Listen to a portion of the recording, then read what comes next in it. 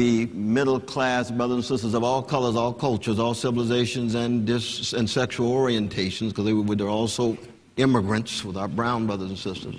They were black, they were brown, they were white. We started on the Indian reservation because it's always fascinating to look at America through the lens of the original peoples. It's a very important starting point. The original people. And we began with the notion that poor people are priceless and precious, just as each individual has a dignity that ought to be affirmed. And what did we see, Brother Tavis?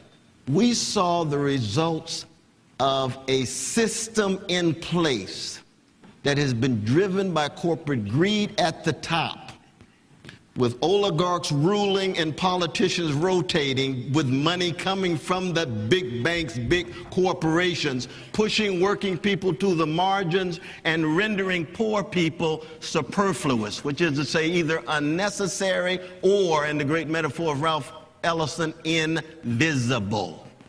So anytime you talk about poor people, you got to talk about the larger systemic context. How could it be that the top 400 individuals have wealth equivalent to the bottom 150 million fellow citizens? There's something sick about that. And they say, oh, they deserve it, they're so smart. No, I know some smart folk broke as the Ten Commandments financially. They just can't get a job. They just can't get a job. If 1% of the population owns 41% of the wealth, and yet, what is it now, 56% of our precious children of all colors live in or near poverty, the kind of thing Marian Wright Edelman's been talking about? Something is deeply wrong, it's morally obscene. Then how could it be that poverty hasn't become the major moral and spiritual issue of our time? Because our leaders lack courage and independence. They're too tied to big money. How could it be that the prison-industrial complex has been expanding and $300 billion has gone into jails and prisons and the criminal justice system, and yet when it comes to money for schools, money for housing, money for jobs with a living wage, it's a warped system. We're here because Martin Luther King Jr. and others said America is a sick society. America doesn't always have to be sick if Americans rise up the way the Occupy movement has been talking about and begin to talk about these issues seriously. And that's why this issue of poverty, as it affects the middle class, is now declining. Because if it was just a matter of black, brown, and red, we'd be voices in the wilderness.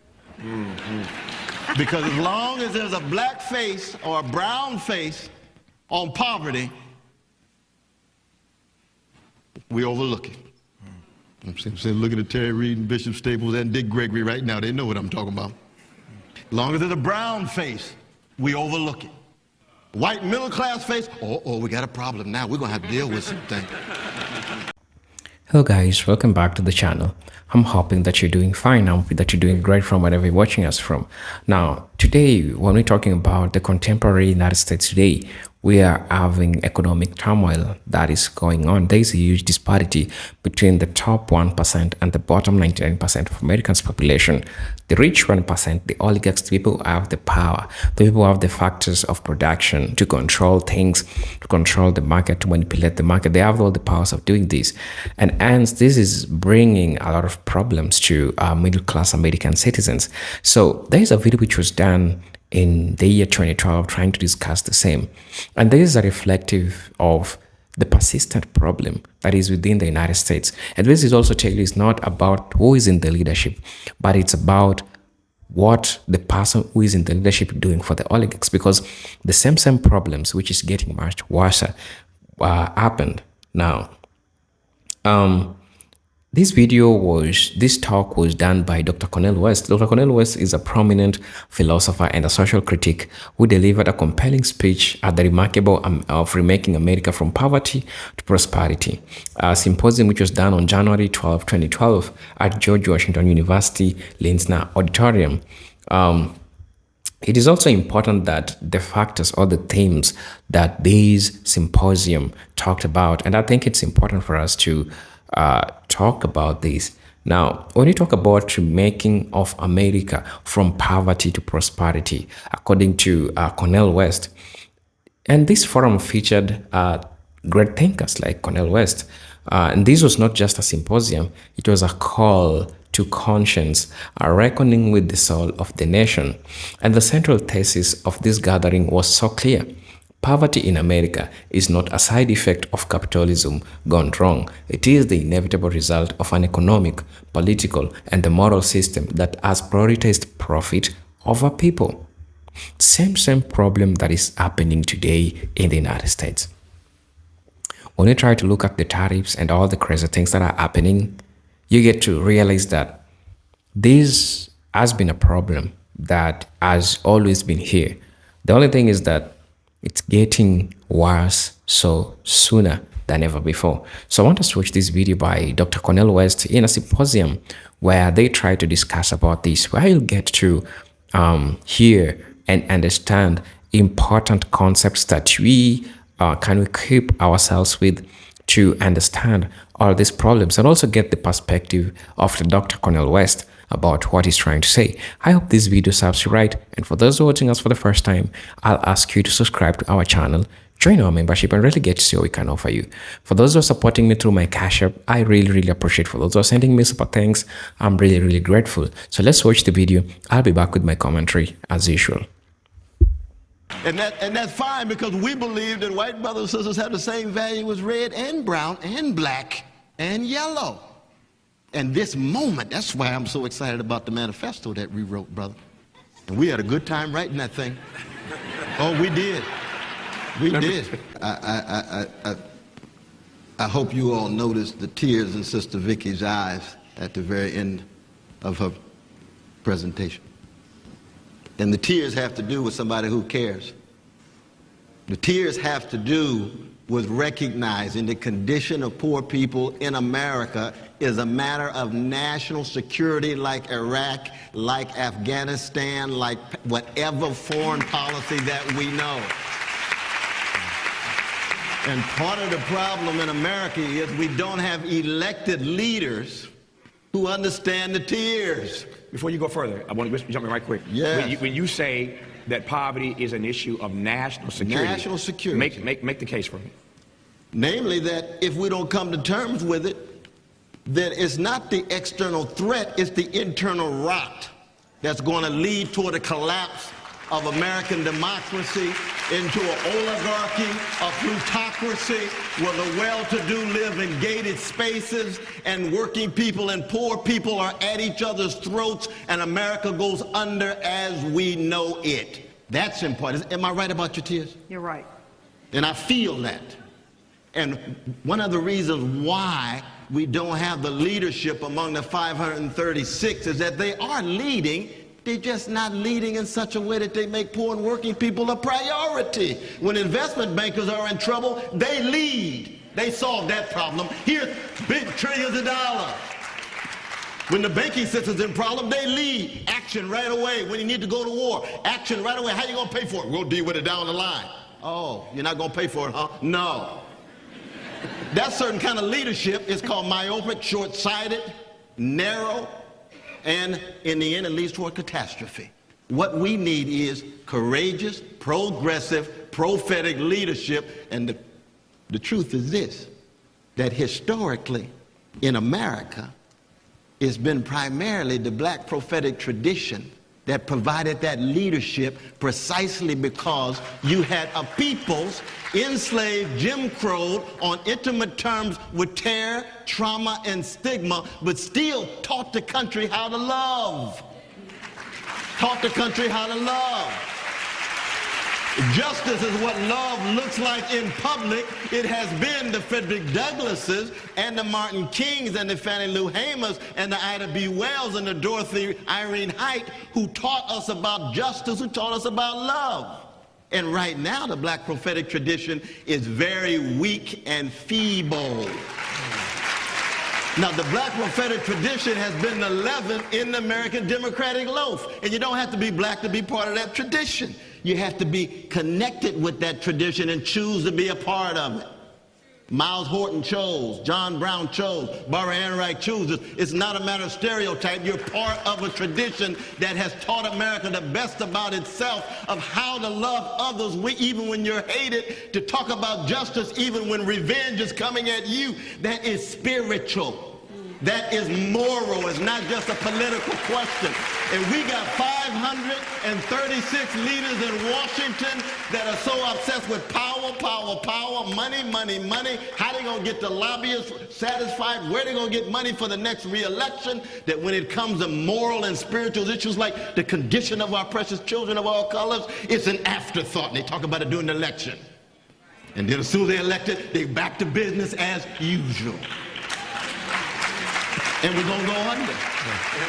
Even when we voted in 2008, even when we knew that the mean-spirited Republicans had pushed us to the brink of catastrophe, driven very much by corporate greed, we also knew that the system itself was broken.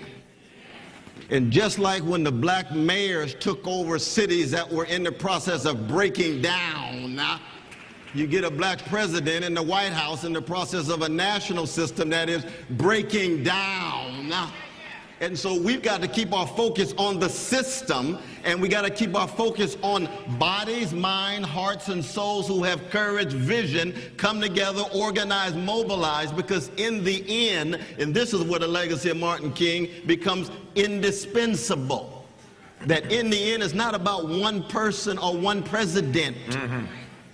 It is about a fundamental transformation. We need a transfer of power from unaccountable oligarchs and plutocrats to those Sly Stone called everyday people. That's what we're talking about. And that means every color, every religion, every non-religion. We're talking about, are you concerned enough about the future that you're willing to take a risk, pay a cost, live, and maybe die? And that is the challenge, you see, because I'll tell you my first prayer when I think of Brother Barack Obama. You know what my first prayer is?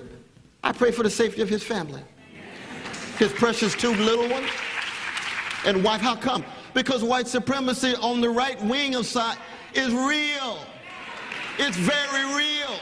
And those of us who have lived under those kind of threats for 30 years know exactly what we're talking about. I'm looking again at Dick Gregory. Most of your friends are dead. How come they're dead? Because they love so much. They're willing to sacrifice. That's why Martin is gone. And most people don't want to die. They'd rather sell out than die. They'd rather sell out than die. But what we're talking about is not just one individual. We're talking about what kind of people we are. And if we don't have enough ordinary citizens of all colors to fight for your democracy here, just like you fight for it in Afghanistan under leadership formulations, then we're going to lose the democracy and poor people will still be caught. That's the challenge, it seems to me. That's a major challenge. That's the third moment in American history. Our first moment was against the British monarchy. People were willing to fight and they pushed out the imperialists. And the second was against slavery. They were willing to fight. They pushed out slavery. And Jim Crow was just another form of slavery, just like the new Jim Crow or prison industrial complex is just another form of slavery.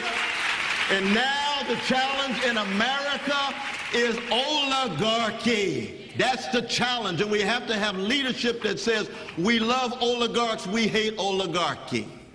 Because oligarchs are human beings who make choices and they can change their minds. That's true. Just like white folk could choose to be white supremacists or they could fight white supremacy.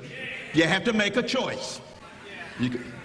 I want to ask, one second. I want to ask Barbara something specifically in follow-up to this, but let me, just 30 seconds, Doc. Yes. For those watching right now who see your passion and hear your argument, but would suggest that it's a bit hyperbolic, that is to say that you've overstated the case by suggesting that the future of our democracy is at stake. That sounds to some anti-American. It sounds like you don't believe in the notion of American exceptionalism. Are you overstating the case when you suggest that our democracy is at stake over the issue of power? I would say you look at the present election, democracy almost gone anyway. Yeah. Big money's in the driver's seat. All you need to do is look at the super PACs. All you need to do is look at the Supreme Court that is complicitous to the corporate money flowing in. It's almost gone already.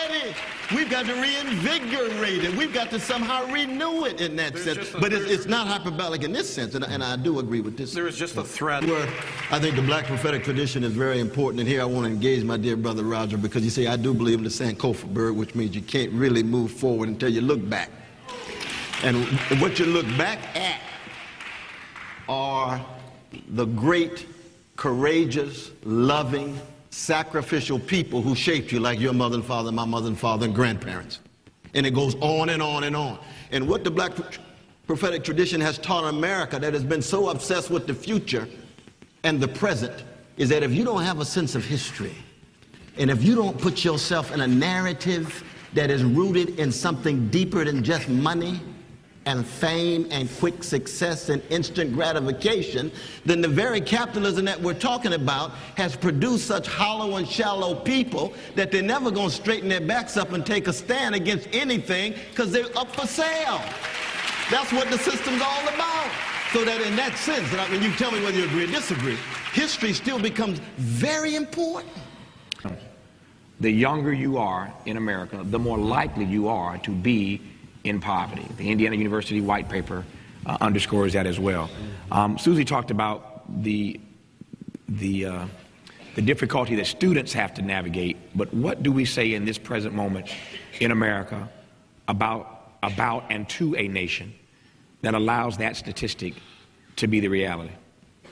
Well, one, it's a major indictment, because it means that the weakest, the most vulnerable, and we know how precious they are more likely to be in the worst social condition. What kind of people are we really when we examine ourselves and acknowledge that reality? That's not just sad.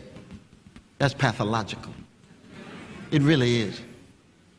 It really is. Oh, that's anti-American. No, I'm anti-injustice in America. That's not the same thing. I'm anti-injustice anywhere, but in America too.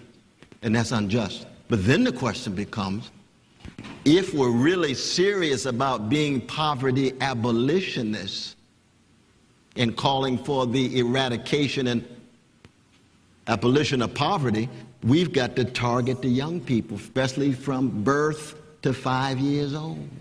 All the evidence talks about the shaping of their minds and hearts and souls, you see. And it's not just a matter of programs, it's also a matter of in civic societies. What kind of discourse, does this kind of discourse take place in churches, mosques, synagogues, civic institutions? No. Other priorities at work. What's going on? The renaissance of compassion and the nonviolent democratic revolution that we're calling for against oligarchy has to take place across the board in every sphere of our society. That's part of the consciousness raising that needs to take place.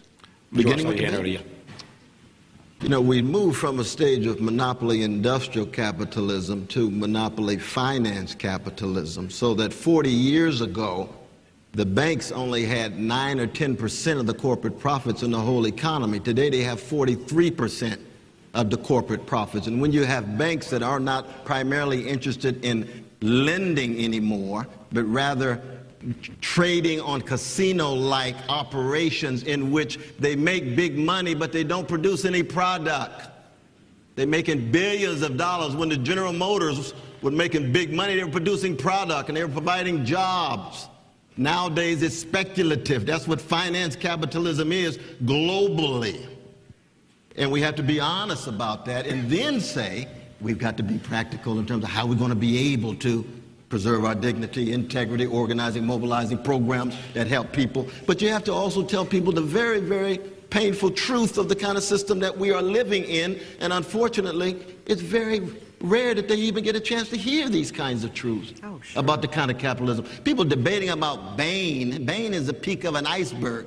Predatory capitalism has been at work for the last 30 years across the board in significant ways. Bain is not some isolated unit tied to private equity. This thing has been happening across the board. That's why trade unions pushed against their backs pushed against the wall. And so in that sense, it does look rather bleak at times, but this is another reason why the black prophetic tradition is important. If you've been under slavery for 244 years, it looks kind of bleak.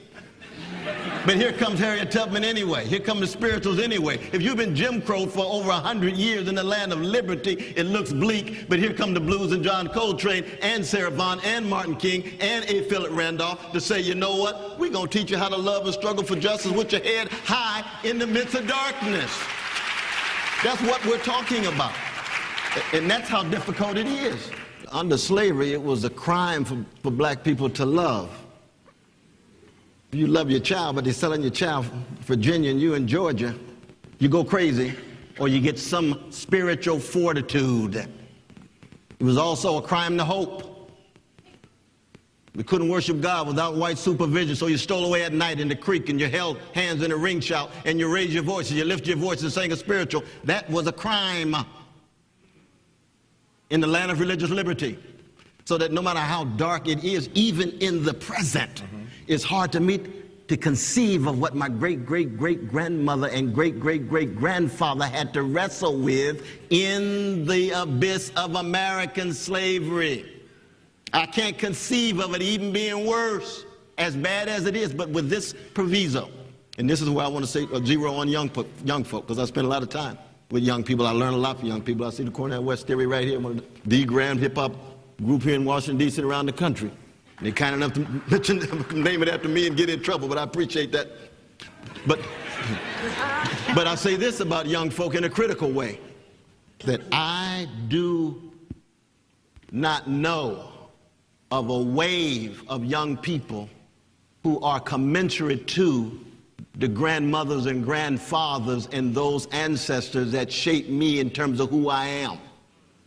I just don't. And the reason is because young people have been so penetrated with a capitalist culture and the culture of superficial spectacle and instant gratification and overnight success and push button getting over. So in that sense, there's a shift from the John Coltrane's and the Sarah Vaughns and the Curtis Mayfields and the Ray Charles and the Aretha Franklins into the bubblegum music that's too dominant. There's a shift. Now, we got a number of prophetic folk, but that is a shift. So when we talk about the young people who are to help make this fundamental social change, if you're not talking about courage, integrity, willingness to serve and sacrifice, then you're going to get bought out. You're going to sell out quick. You're not going to be a long-distance runner. You're going to be so obsessed with instant success and superficial status that you're going to make your grandmama weak from the grave. Because she wanted you to have earned greatness, not quick success. She wanted to measure it by the love in your heart and the service that you rendered, not what your position is and how big your crib is. That's a very different sensibility. And that's the tradition we got to keep. We got to fight for that. We got to keep it alive. And of course, it's at work and what Brother Rogers talking about. Dr. West. No, just quickly.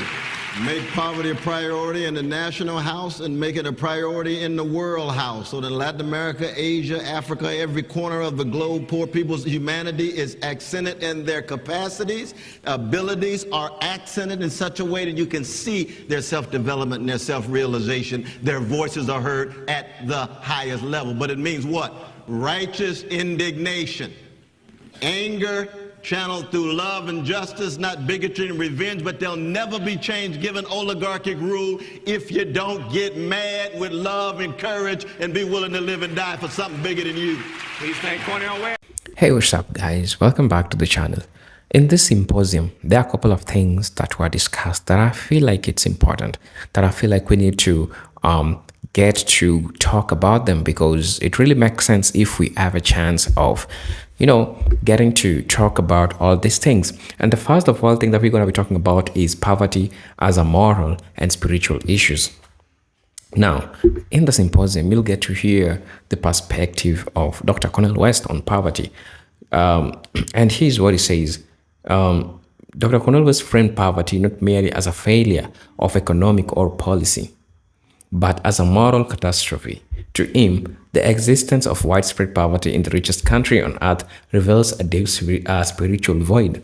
When a society allows millions to suffer in material deprivation while others hoard obscene wealth, it is not only unjust, it is a form of spiritual decay. He argues that addressing poverty requires more than policy tweaks. It demands of a national moral awakening, a recommitment to compassion, solidarity, and justice. Also, another thing that they got to talk about is economic inequality as a threat to democracy. Now, West connected economic injustices with democratic decay. A society where wealth is concentrated in the hands of a few cannot sustain the function of democracy. When the poor are locked out of political participation, when corporate money drowns out of voices of working people, what remains is not democracy but plutocracy, or what is called the oligarchy.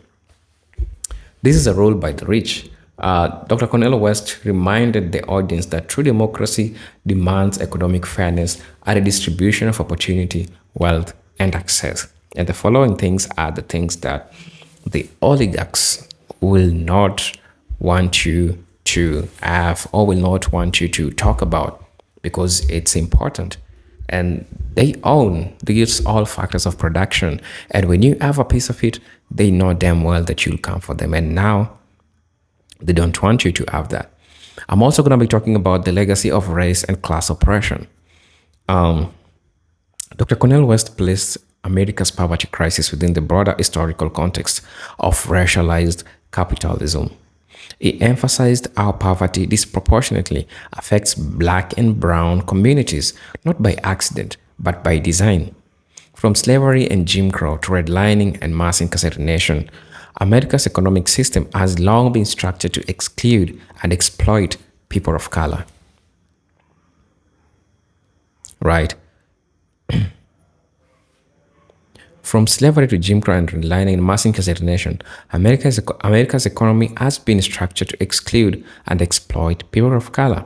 Poverty, then, cannot be addressed without confronting white supremacy and the structural racism embedded in housing, education, and employment and the justice system. Right? This is so important part of talk.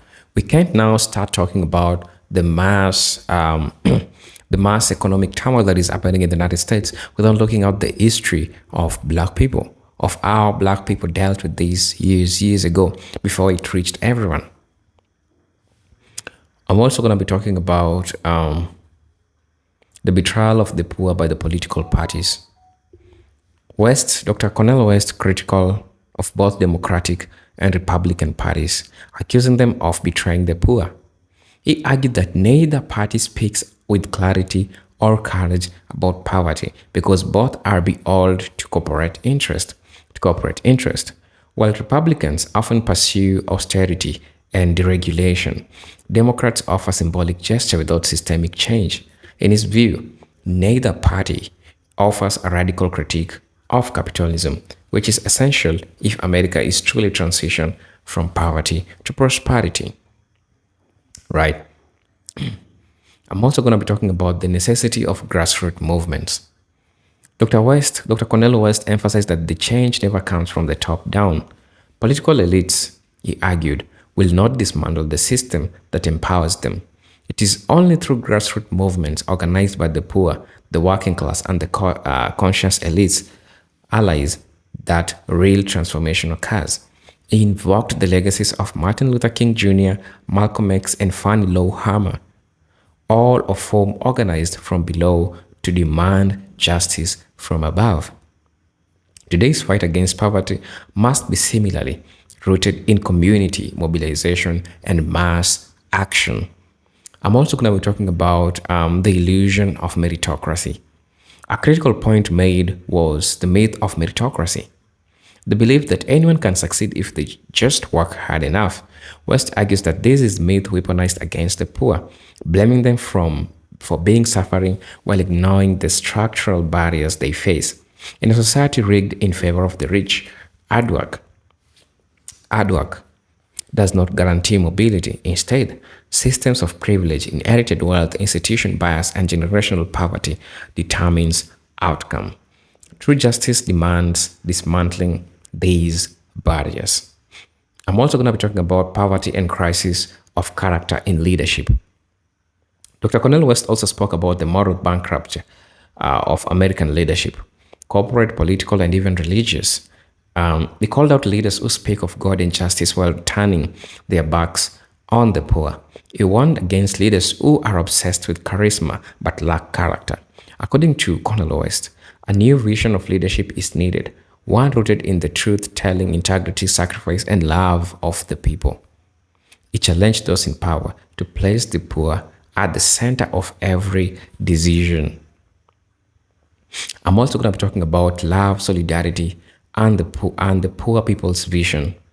Dr. West channeling the spirit of King's last campaign, the Poor People campaign, called for a radical reimagining of society rooted in love and solidarity. Love for West is not sentimental, it is justice in public. To love the poor, to fight for their rights, it is to create policies that house the homeless, feed the hungry, and educate the neglected. Solidarity means standing shoulder to shoulder with those who suffer, not of charity, but because the liberation is bound up with our own. I'm also going to be talking about rejecting neoliberalism and embracing human-centered economics. The forum also offered a profound critique of neoliberal economics, a model based on privatization, deregulation, and individualism. Dr. West and others condemned this ideology as one that treats human beings as commodities, reducing citizens to consumers and workers to dispose parts of profit-making machine. Instead, he proposed a human-centered economy where the wealth of people is not tied to their market value, but to their intrinsic dignity. This economy will prioritize healthcare, education, housing, and living wages of basic rights. These are presented Generic Stories. I hope you heard what they were talking about in the symposium. I hope it was helpful.